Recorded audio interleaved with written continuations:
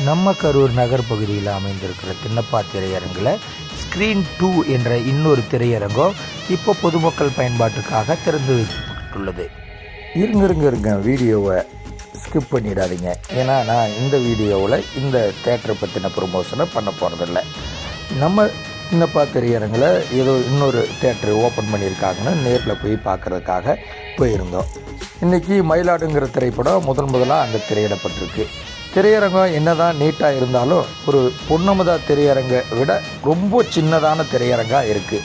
அங்கே இருக்கைகள் ரொம்ப நெருக்கமாக இருக்கிறதுனால கொஞ்சம் ஃபேமிலியாக க்ரௌடாக ஒட்டி பார்க்குறவங்களுக்கு கொஞ்சம் அனீசியாக தான் இருக்கும்னு தோணுது.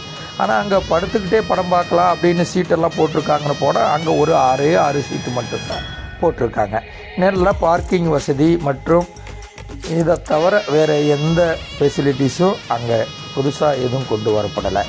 இருந்தாலும் கரூரில் இன்னொரு சின்ன திரையரங்கு புதுசாக ஓப்பன் ஆகியிருக்குங்கிற ஆர்வத்தில் நீங்கள் அனைவரும் அங்கே போய் படத்தை பார்த்து அந்த திரையரங்கில் என்னென்ன ஃபெசிலிட்டிஸ் இருக்குது, உங்களுக்கு என்ன அசௌகரியமாக இருக்குது அப்படிங்கிறத நம்ம கமெண்ட் பாக்ஸில் சொல்லுங்கள்.